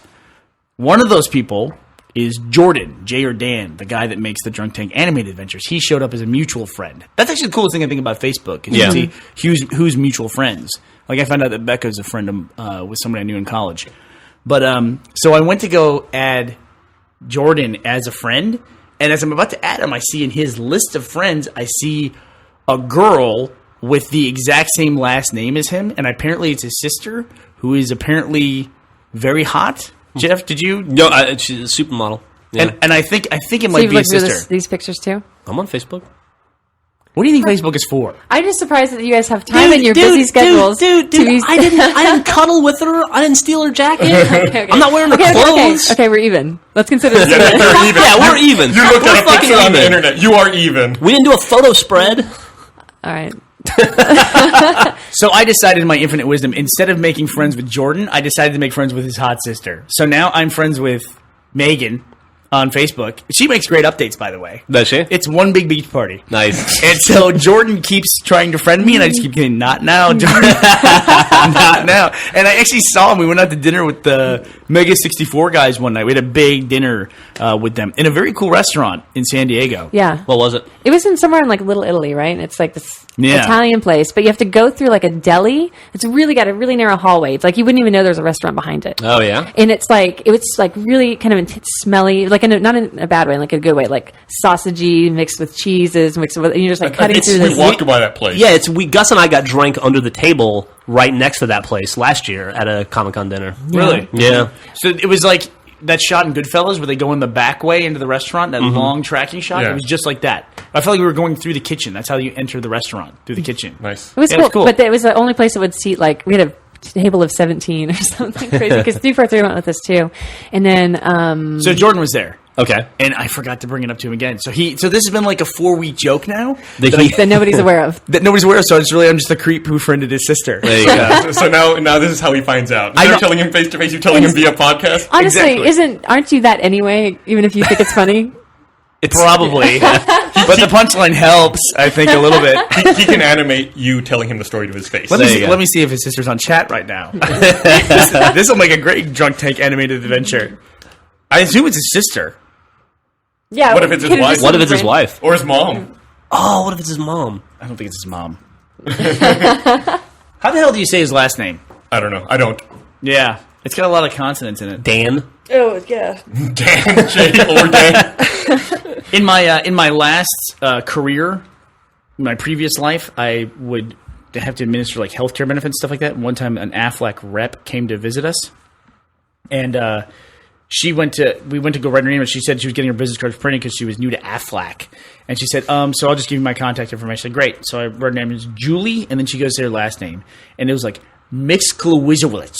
And it sounded like a Superman villain. Yeah. And so she goes, I said, you're gonna have to spell that for me. And so she's like, MCZ. Like she's having trouble with it, and I it's like 14 consonants in a row.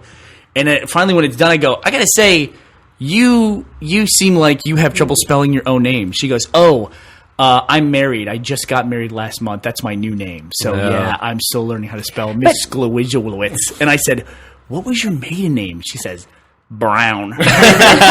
She went from Brown to that. To Mitzapiklik. It just seems, at this point, it's so expected that women will keep their last name anyway. Like, don't you think in that situation you'd be like, honey, I love you, but I'm not going to sign that on checks. Like, Is it expected that women are going to keep their names now? I think it's more so common now, or like you'll do the hyphen, or you'll both take a last name together. Or even for professional purposes, she could just keep Brown, or Yeah, just put that on or her keep it business as- card yeah. to make it easy. And names are so weird anyway. I mean, the process of changing your name is actually really easy. The only thing that's annoying about it is going and getting a new passport, a new driver's license, and that kind of thing. But getting your name changed is actually pretty simple, especially in Texas, way more than Oregon. Oregon, you have like a 2-week period where you have to have it posted, and people, like creditors and stuff, can come up and like complain about it. But in Texas, like you pay 45 minutes. you pay more money, but it's like immediate. You just have to explain it to a judge. I guess I didn't have to do that in Oregon. What are you looking at me for? Nothing. I was waiting for the story ended. I'm not saying I didn't want to interrupt her in the middle of it. But so you said that people take a new name. You took Jeff's name. Yeah, well, we took a new name together. Like Jeff's name wasn't Ramsey when I met him. It was Fink. It's true. And I didn't. Oh, I didn't think about that part of the process. Yeah, he actually, he changed his last name right before we got married, so I wouldn't have to change mine later, you know? Mm-hmm. Like, so, because if you get married, you automatically can happen, you don't have to pay for it. So we didn't want to pay twice. We were looking to save money. Yeah. No, but I liked that we took a new last name together, because I think that's just cooler, I don't know. And I didn't really want to be the second Mrs. Fink, you know? I'd rather, and honestly, I wouldn't have taken the name Fink. No offense. That being said, it is an honor. Griffin Fink. I don't know. That doesn't really roll off the tongue. Second is not, I don't know. She was grilled about her name in the booth. Oh, really? Yeah, it seemed like it came like 2 or 3 times. People were asking me about your name Really? I don't remember that at all. because like a little too much glug glug glug. I know. Yeah. Gri- I didn't get drunk in the booth at all. Too much con juice. No, okay. We had one bad day at Anime Expo where Kathleen, Caleb, and I got a little tipsy. in the booth. No. I've never even heard of that. Oh, What? stop! Oh, come You've never run a Come convention on. with Matt Hullum. I'm not the only person who drinks in the booth. Dude, we went You have to get through it. We went to Dragon Con one year. It was Matt Griffin and I, and Matt brought. Jars of moonshine. He bought jars of moonshine to the booth at 8 in the morning, And he's- was isn't- like, "Let's get it Isn't on." he anti-jar? Isn't he the guy that's anti-jar? Who's the anti-jar guy here? No, actually, Matt's wife is anti-jar. That might be where you're picking it up from. No, but it was somebody on the drunk thing. It was like, let's just get over the jar thing. It's not cute. I don't. Oh, I think Was that that might have you? been that might have been Joel. Joel, maybe. think Okay, it's okay. Joel. So Matt brought in these jars of like moonshine. It was like these hand-printed labels. Like it'd been out of somebody's home printer. It was like unbelievable. Out of their bathtub. Yeah. And it was just like drinking fire in liquid form. Yeah. Awesome. Speaking of which, we got some moonshine right over there. I know. I'm looking at a Midnight Moon. I haven't had any of that yet. I was. I finished the other 2 bottles. Did you guys try that gin that I forgot his name, but he gave it to us for the drunk tank. I shipped it No, back. we've been saving it for a special occasion. Okay. We will It's pretty sometime. good. It's interesting. oh, The Megan Genovers has a stuff. cold. Oh, So there's something, there must be something in Southern California that I picked up. Wonder how that happened. Okay, let's wrap this up for real. How can I see how old she's appropriately aged here, right? What's 20 carry the 3? Can I actually? I've been meaning to. Hold on, I gotta figure out. Okay, she's fine. Okay, I've been meaning to talk to you about this because I brought it up to Ben and he signed off, like he does when I ask him for things. So That's an awesome move, On- by the way. yeah. like, That's an awesome move. I wish he could do that when he came to my office when he was here. Like, he'd be like, I have a question. I'd be like, yeah, shut the door. But on Facebook, one thing I do like about Facebook is that you can put your birthday without putting the year you were born, which we can't do on our site. And I was wondering if we could change that. Was that you asking or Joel? It didn't bother me back when I was 24, Oh, so. but it's beginning to bother me. Can we fix that? You don't want everybody to know you're 31? Shut up! I'm not 31. What are you talking about? what was your maiden name? My main. Well, Should I know that? complicated. O'Connell. O'Connell. O'Connell. Yeah. Is it okay to say that? Yeah. Or creditor? Are you a creditor? I know, right? Gonna track you There are down. a lot of O'Connells, right? It's not like. Are you affiliated with Ford Credit Union? So, are you Irish then? Well, part of me. I'm Norwegian. Which part? The last name part. No, I mean I'm Norwegian, Irish, German, some English, and Native American. All right, there you go. You're white. Yeah. Mostly white. All right, seriously, let's wrap this shit up. Where are we going for lunch? I don't know. Oh shit! should do that. We should do that. Okay, I can't. thanks for listening. Thanks for listening. Bye. Ta-ta.